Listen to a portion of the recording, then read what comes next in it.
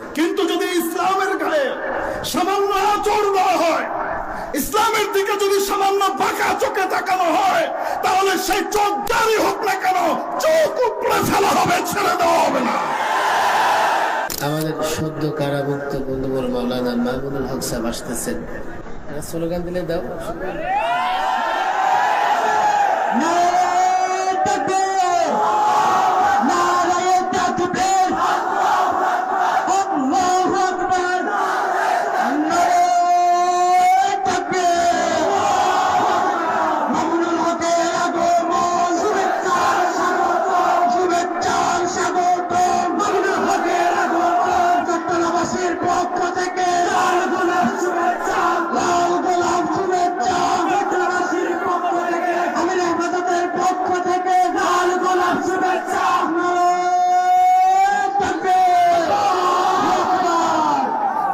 যেই জমিনে ওলামাদের রক্ত পড়েছে, আল্লাহর কসম করে বলি, যেই জমিনে একজন আলেমকে মাথায় হেলমেট পরিয়ে, বুকে বুলেট প্রুফ জ্যাকেট পরিয়ে জনগণের সামনে লাঞ্ছিত করবার চেষ্টা করা হয়েছে, অপমানিত করবার চেষ্টা করা হয়েছে, আল্লাহর কসম তারা যদি অনুতপ্ত না হয়, তারা যদি তওবা না করে, আলেমদের সামনে মাথা নত না করে, আল্লাহর কসম তাদের প্রতিটা টুকরা বাংলার ৫৬,০০০ বর্গ মাইলের জমিনে ছড়িয়ে থাকবে। পরিষ্কার বলছে আমরা প্রতিশোধে বিশ্বাসী নই, আমরা প্রতিশোধকামী নই। কথা বলেছে ইসলামের জন্য, কথা বলি ইসলামের পক্ষে, দেশের পক্ষে। রব্বে কাবার কসম, আমাদের বিরোধিতা করলে তোমাদের অস্তিত্ব থাকবে না। ওলামাদের উপর নির্যাতন করে তোমরা তোমাদের কবর রচনা করেছো, ওলামাদের উপর নির্যাতন করে তোমরা তোমাদের পরকালকে ধ্বংস করে দিয়েছো। তওবা করো, ওলামাদের সামনে নত হও, মাফ চাও, না হলে আল্লাহর কসম তোমরা তোমাদের পরিণতি, তোমাদের দলের লোকজনের পরিণতি নিজ চোখে দেখে যাবে। আমার ভাইয়েরা, আজকে এখানে মঞ্চে যারা কারা নির্যাতিত তাদের একটি বিরাট অংশ উপস্থিত রয়েছেন, যার মধ্যে অন্যতম আমাদের সদ্য কারামুক্ত কলিজার টুকরা জনাব মোহতারাম মামুনুল হক সাহেব রয়েছেন, যাকে কেন্দ্র করে আজকের এই সমাবেশ অনুষ্ঠিত হতে যাচ্ছে। গত কয়েকদিন আগে চাঁদপুর থেকে কিছু তৌহিদি ভাইকে গ্রেফতার করা হয়েছে, শুধু এই জন্যই তারা ফিলিস্তিনে তারা টাকা পাঠিয়েছিল এবং তাদের মামলার এজাহার যেমনটি পত্রিকা এসেছে লেখা হয়েছে জঙ্গি অর্থায়ন। আমি জিজ্ঞেস করতে চাই, ফিলিস্তিনে যদি হামাসের জন্য এবং আগ্রাসী ইসরায়েলি সৈন্যের বিরুদ্ধে জিহাদে এবং মুসলিম মানবতার জন্য যদি কেউ সাহায্য পাঠিয়ে থাকে, সেটা যদি জঙ্গি অর্থায়ন হয়ে থাকে, তাহলে আওয়ামী লীগের আমার আত্মীয় রয়েছে চট্টগ্রামে, এমপিরা রয়েছেন, বর্তমান আওয়ামী লীগের সরকারের যারা আমার আত্মীয় রয়েছেন, তাদের সন্তানরা চাঁদা করে ফিলিস্তিনের রাষ্ট্রদূতের কাছে টাকা দিচ্ছেন, তাদের থেকে জঙ্গি অর্থায়ন হবে না? এই জন্য আমি আজকের এই মহাবাস থেকে, আজকের আয়োজন থেকে দায়িত্বহীন কণ্ঠে আওয়াজ তুলছি, জিজ্ঞেস করতে চাই, যারা কারণে নির্যাতিত রয়েছেন, আপনারা এই দাবি শুধু একমত কিনা? অন্যায়ভাবে ইনোসেন্ট নির্দোষ যে সমস্ত মুসলিমদেরকে গ্রেফতার করা হচ্ছে, অবিলম্বে সবাইকে ছেড়ে দিতে হবে, মুক্ত করতে হবে সবাইকে। আল্লাহু আকবার।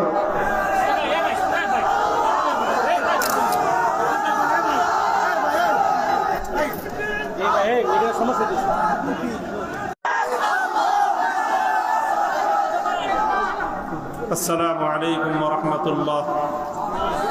نحمد الله تعالى ونصلي على رسوله الكريم. أما بعد، أعوذ بالله من الشيطان الرجيم. بسم الله الرحمن الرحيم. إنما أشكو بثي وحزني إلى الله. صدق الله العظيم.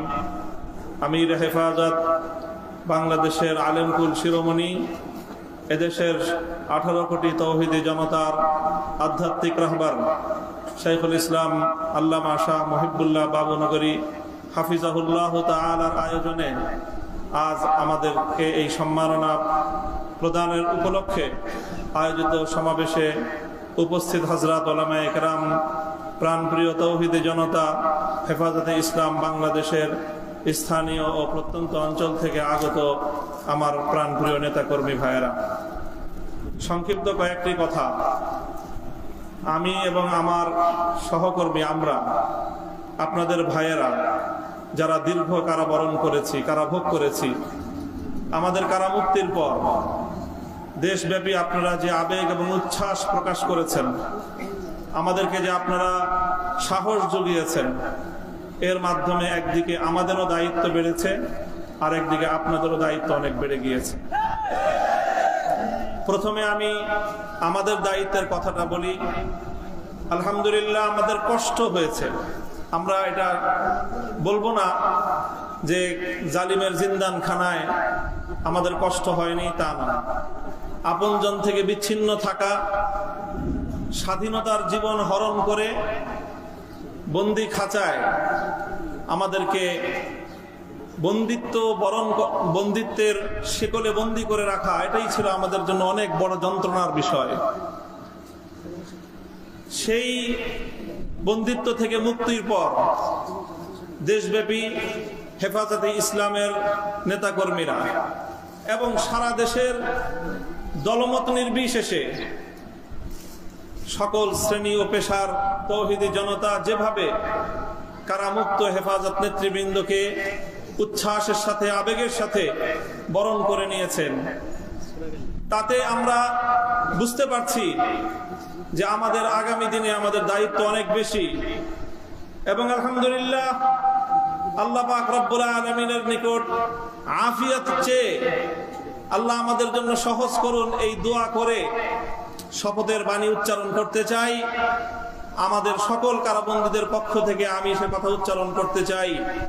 ইনশাআল্লাহ আল্লাহর জমিনে আল্লাহর দ্বীনের ঝান্ডা সমুন্নত রাখতে, আল্লাহর পয়গম্বরের ইজ্জতের হেফাজত করতে, এদেশের নাস্তিক্যবাদকে রুখতে, এদেশে ইসলামকে উপড়ে ফেলার সকল ষড়যন্ত্রকে রুখার জন্য যদি এর চেয়ে বড় ত্যাগ এবং কোরবানির প্রয়োজন হয়, হাসি মুখে আমরা সেই ত্যাগ করতে প্রস্তুত রয়েছি। জীবন দিতে হলে জীবন দিতে প্রস্তুত রয়েছি। সন্তানদেরকে যদি এতিম করতে হয়, সেজন্য আমরা প্রস্তুত রয়েছি। স্ত্রীদেরকে যদি বিধবা করতে হয়, সেজন্য আমরা প্রস্তুত রয়েছি। মায়ের বুক যদি আমাদের খালি করতে হয়, আমাদের মায়েরা বুক খালি করে চোখের অশ্রুতে তাদের কলিজার টুকরা সন্তানদেরকে মাটির নিচে খোদার হাতে সুপর্দ করবে। কিন্তু ইসলামের জন্য, ইসলামের বিপক্ষ কোন শত্রুর সাথে এক মুহূর্তের জন্য আপোষ করতে প্রস্তুত না।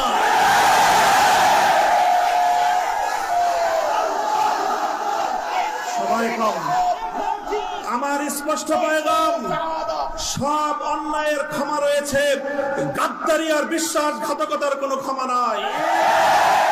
যারা গাদ্দার এবং বিশ্বাসঘাতক হিসেবে পরিচিত হবে, প্রমাণিত হবে, আগামী দিনে তাওহীদি জনতা তাদেরকে ঠাঁই দেবেন না ইনশাআল্লাহ।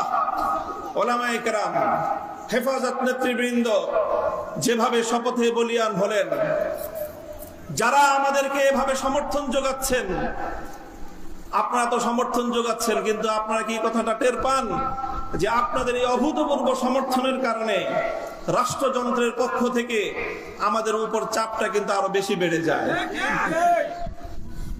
এই যে আজকে আমাদের উপরে এই অকথ্য নির্যাতন, এই যে লাঞ্ছনা, এই যে গঞ্জনা আমাদের উপর, কারণ এদেশের মানুষ আমাদেরকে ভালোবাসে, কারণ আমরা যেখানে যাই মানুষ আমাদের প্রতি আবেগ এবং উচ্ছ্বাস প্রকাশ করে।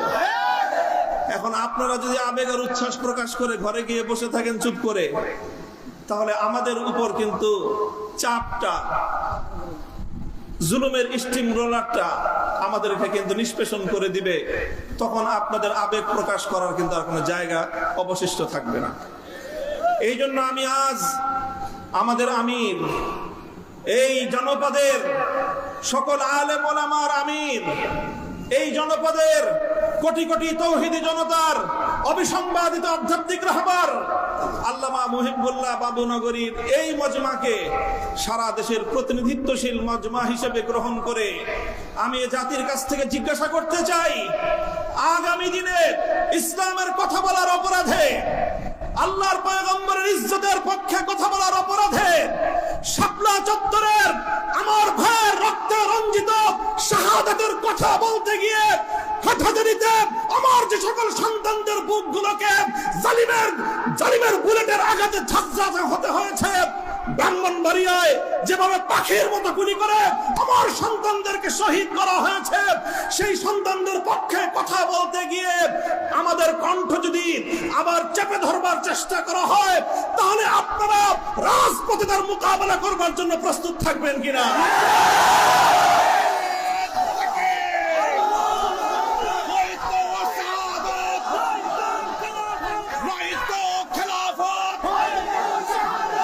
সংগ্রামী সাথী ও বন্ধুগণ, কথা দীর্ঘায়িত করার অবকাশ নেই। আমি আমার দীর্ঘ কারাবন্দিত্বের সময়ে আল্লাহ পাক রব্বুল আলামিনের রহমতের উপর আমার আস্থা, অবিচল বিশ্বাস ছিল যে আল্লাহ রব্বুল আলামিন নতিজা ভালো করবেন, উত্তম ফলাফল আমাদেরকে দিবেন, সে আস্থা এবং বিশ্বাস ছিল। প্রথম দিকে যখন আমাদের মরহুম আমির হেফাজত আল্লামা জুনায়েদ বাবুনগরী হাফিজাহুল্লাহ তাআলা, তাকে আমরা জীবিত রেখে কারাগারে বন্দী হয়েছিলাম, তার উপর একটা বড় আমাদের আস্থা ছিল যে তিনি ইনশাআল্লাহ এই বন্দী মজলুম আলেমদের জন্য, শহীদ আমাদের সন্তানদের জন্য, ব্রাহ্মণবাড়িয়ায় বীর বিচারে হত্যাকাণ্ডের শিকার আমার শহীদ ভাইদের এই হত্যার বিচার আমাদের এই জন্মভূমিতে প্রতিষ্ঠিত করবার জন্য তিনি বলিষ্ঠ ভূমিকা পালন করবেন। আমাদের কারাবন্দীদের পক্ষে তিনি জাতিকে, জনমতকে সংগঠিত করবার জন্য বলিষ্ঠ ভূমিকা রাখবেন। কিন্তু আল্লাহ রাব্বুল আলামিনের ফয়সালা ছিল ভিন্ন কিছু। আমরা কারাবন্দী হওয়ার কিছুদিনের মধ্যেই সেই মর্মান্তিক শোক সংবাদটিও আমাদেরকে সহ্য করতে হয়েছে। আল্লামা জুনায়েদ বাবুনগরী রাহিমাহুল্লাহ তাআলা শাহাদাত বরণ করেছেন। আল্লামা জুনায়েদ বাবুনগরী শাহাদাত বরণ করেছেন। এরপরে অধীর উৎকণ্ঠা নিয়ে অপেক্ষার প্রহর গুনছিলাম যে আমাদের আস্থার এই মঞ্চে কে বসবেন। যখন জানতে পারলাম ওলি ইবনে ওলি, এ জাতির শ্রেষ্ঠ সন্তান, আস্থার মূর্ত প্রতীক আল্লামা শাহ মুহিবুল্লাহ বাবুনগরী হাফিজাহুল্লাহ তাআলা ইমারতের এই ঝান্ডা তিনি নিজ হাতে তুলে নিয়েছেন, সিজদায় শুকর আদায় করেছি, আস্থায় বুক বেঁধেছি যে ইনশাআল্লাহ একদিকে তিনি আরশের মালিকের সঙ্গে রাতের বেলায় চোখে অশ্রু ছেড়ে তিনি এই সংকট উত্তরণের জন্য আল্লাহ পাক রব্বুল আলামিনের সাহায্যকে জমিনে টেনে আনবার জন্য চেষ্টা করবেন, অপরদিকে তিনি জীবন দিবেন, কিন্তু কোন জালিমের রক্ত চক্ষুকে পরোয়া করবেন না, কোন জালিমের সামনে তিনি মাথা নোয়াবেন না। এই আস্থা ছিল এবং আলহামদুলিল্লাহ আমার উপলব্ধি হলো এই যতটুকু আস্থা সূচনাতে ছিল, আজ পর্যন্ত আমরা আমাদের আমির হেফাজতের থেকে তার আচার আচরণ, তার ভূমিকা আমাদের আস্থার চেয়ে বহুগুণ বেশি পেয়েছি। আমাদের আমির আল্লাহর পক্ষ থেকে আমাদের জন্য অনেক বড় নিয়ামত। ইনশাআল্লাহ আমির হেফাজতের হাতকে যদি আমরা এভাবে শক্তিশালী রাখতে পারি, এদেশে আমাদেরকে জুলুম করতে পারবে, আমাদেরকে গুলি করে হত্যা করতে পারবে, কারাগারগুলোকে আমাদেরকে দিয়ে ভরপুর করতে পারবে। বাংলাদেশে কারাগারের সর্বমোট আসন হলো ৭০,০০০। কয় হাজার? আমরা শাপলা চত্বরে গিয়েছিলাম, কমপক্ষে হলো ২০ থেকে ২৫ লক্ষ। ৭০,০০০ হেফাজতের কর্মীরা কারাবন্দী হবে, কিন্তু জালেমের সামনে মাথা নোয়াবে না। এই দেশের ১ ইঞ্চি মাটি নাস্তিক্যবাদ এবং ইসলাম বিদ্বেষের জন্য কারো হাতে ইজারা দেবে না ইনশাআল্লাহ। আমাদের সকলকে তৌফিক দান করুন, কবুল করুন। আমাদের আমির হেফাজত সহ আকাবিরিনদেরকে আল্লাহ পাক দীর্ঘ নেক হায়াত দান করুন। ওয়া আখিরু দাওয়ানা আলহামদুলিল্লাহি রাব্বিল আলামিন। আসসালামু আলাইকুম ওয়া রাহমাতুল্লাহ। আজকে ইস্ট ইন্ডিয়া কোম্পানির এই ৯০ রূপী এনজিও এবং বেসরকারি সাহায্য সংস্থাগুলো এদেশে ঢুকেছে, গভীরভাবে ষড়যন্ত্রের জাল বিস্তার করে এদেশ থেকে ঢালাও ভাবে ইসলামিক কৃষ্টি কালচার এবং ইসলামী সংস্কৃতিকে ঝেঁটিয়ে বিদায় করবার অপচেষ্টা করে যাচ্ছে। ঠিক তেমনি ভাবে আমাদের পাহাড়ের ভিতরে ষড়যন্ত্রের জাল বুনছে এদেশ থেকে বিচ্ছিন্ন করে পূর্ব তিমুরের মতো একটি খ্রিস্ট রাজ্য প্রতিষ্ঠা করবার জন্য। ঠিক না? মাননীয় প্রধানমন্ত্রী, আমরা আপনাকে সাধুবাদ জানাই। শেষে হলেও আপনি স্বীকার করেছেন এদেশে খ্রিস্ট রাজ্য প্রতিষ্ঠার একটি ষড়যন্ত্র চলছে। কিন্তু আমরা বলতে চাই, একদিকে আপনি বেসরকারি সমস্ত বিদেশি চিহ্নিত এনজিওদেরকে ব্ল্যাঙ্ক চেক দিয়ে রাখবেন, নির্বিরোধী ভাবে তাদেরকে কাজ করবার সুযোগ দেবেন, আর অপরদিকে দেশপ্রেমের ঘোষণা দেবেন আর বলবেন ওরা চক্রান্ত করছে, আর তাদেরকে আপনি ছাড় দিয়ে রাখবেন। জাতি কিন্তু এই দ্বিমুখী আচরণ দেখে হতাশ। আজকে এদেশে ব্র্যাক একটা এনজিও হিসেবে এসেছিল, আপনাদের মনে আছে কিনা? ব্র্যাক এসেছিল একটি এনজিও হিসেবে, তারপরে তারা ব্যবসা প্রতিষ্ঠান খুলেছে, তাদের আড়ং আছে। ব্র্যাকের ব্যবসা প্রতিষ্ঠান আড়ং। ব্র্যাক এদেশে ব্যাংকও করেছে, এদেশে আবার শিক্ষা প্রতিষ্ঠানও করেছে। চাই সেই শিক্ষা প্রতিষ্ঠানের শিক্ষা হোক, চাই কুশিক্ষা হোক, তা নিয়ে আমার বলার দরকার নেই। যে সমস্ত মানুষ টাকা রাখতে চায় না, তাদের ব্যাংকে দিবে না, তাদের পকেট থেকেও টাকাটা টেনে বের করে আনবার জন্য বিকাশের ব্যবস্থা করেছে। ঠিক কি ঠিক না? এদেশের ধন সম্পদ সকলের সবকিছু লুটে নিয়ে তারা এই দেশের স্বার্থ বিরোধী এবং দেশ বিরোধী চক্রান্ত করে যাচ্ছে। তাদের ব্যাপারে কোন রকমের বিধিনিষেধ, তাদের ব্যাপারে কোন রকমের প্রতিবন্ধকতা তৈরি না করে যারা নাকি তাদের বিরুদ্ধে কথা বলে, সে সমস্ত আলেম ওলামার ঘরে যখন মামলার হামলার হুলিয়া চাপিয়ে দেওয়া হয়, তখন জাতি আপনার কথা বিশ্বাস করতে সন্দেহ করে। আমরা পরিষ্কার করে বলতে চাই, ভালোবাসা যদি করতেই হয় তো মুসলমানের সাথে ভালোবাসা করেন। এই সীমান্তের ব্যাপারের দাদাদেরকে চুমা দিয়েও লাভ নেই, জঙ্গলের ওই পারের নাক চ্যাপটা চীনাদেরকে গলা লাগিয়েও লাভ নাই। এরা আপনাকে দু চারটে ব্রিজ করার জন্য টাকা পয়সা দেবে, কিন্তু চীনের মদদে, আমেরিকা এবং ইউরোপিয়ান কান্ট্রিগুলোর মদদে, সম্মিলিত মদদে আমাদের পাহাড়ে কুকি চীন তৈরি করা হয়েছে। ঠিক কি ঠিক না? একের পর এক তারা দেশ বিরোধী কর্মতৎপরতা চালাচ্ছে। তাদের ব্যাপারে আপনি যথাযথ পদক্ষেপ নিন। চীনের সাথে শুধু বন্ধুত্বপূর্ণ সম্পর্ক রাখলে হবে না, তাদের ব্যাপারে সচেতনতাও অবলম্বন করা জরুরি। ঠিক কি ঠিক না? এদের ব্যাপারে ব্যবস্থা নেন, আমরা আপনাদের সাথে থাকব। কিন্তু যদি আপনি সবাইকে ছাড় দিয়ে রাখবেন আর মুখে মুখে বলবেন যে খ্রিস্ট রাজ্য প্রতিষ্ঠা হয়ে যাচ্ছে, কিন্তু এই সমস্ত ডাইভার্সনের মাধ্যমে দেশ আর জাতি দ্বিতীয়বার বিভ্রান্ত হতে রাজি নাই। আমাদের একটাই কথা, এই দেশ এর মুসলমান কখনোই আপনাদের ঘাড়ে পড়তে যাবে না। কে ক্ষমতায় আসলো, কে ক্ষমতা থেকে নামলো, তা নিয়ে আমাদের মাথা ব্যথা নেই, তা নিয়ে হেফাজতে ইসলামের মাথা ব্যথা নেই। কিন্তু যদি ইসলামের গায়ে সামান্য আঁচড় দেওয়া হয়, ইসলামের দিকে যদি সামান্য বাঁকা চোখে তাকানো হয়, তাহলে সেই চোখ যারই হোক না কেন চোখ উপড়ে ফেলা হবে, ছেড়ে দেওয়া হবে না। জেল জুলুমের ভয়ে কথা পরিবর্তন করা যাবে না। জেল জুলুমের ভয়ে মুসলমানদের ইসলামী সিলেবাসকে নাস্তিক্যবাদের সিলেবাসে পরিণত করা যাবে না। যারা জেল খাটতে তৈরি নাই, যারা ফাঁসিতে ঝুলতে তৈরি নাই, যারা গুম হইতে তৈরি নাই, তারা হেফাজতে ইসলামের নেতৃত্বে থাকবেন না, তারা মুসলমানদের বিভাগের নেতৃত্বে থাকবেন না।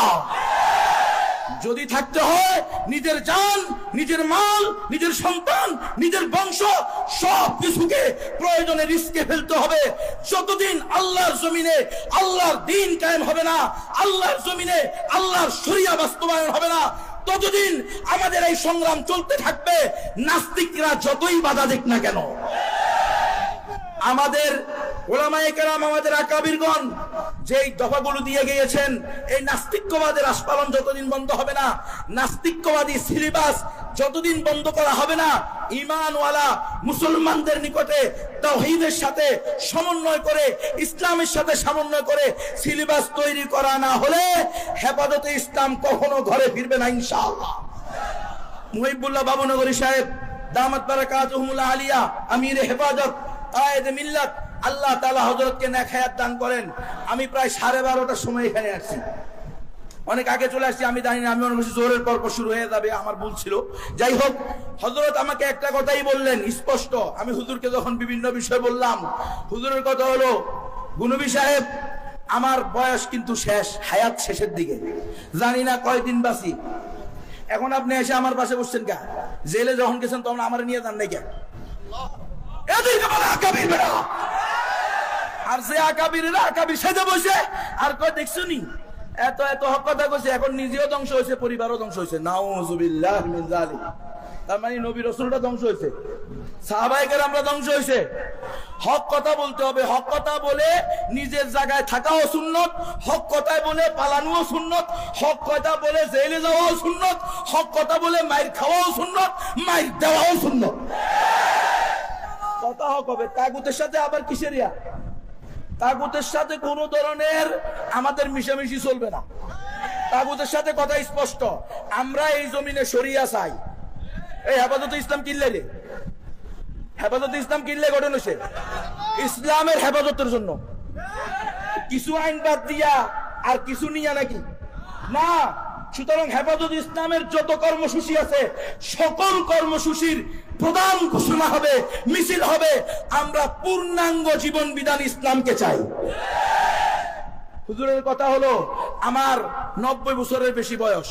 জুনায়েদ বাবুনগরীর বয়স যখন 7 বছর, তখন আমি এই দারুল উলুম দেওবন্দ থেকে দাওরা হাদিস শেষ করে দেশে আসছি।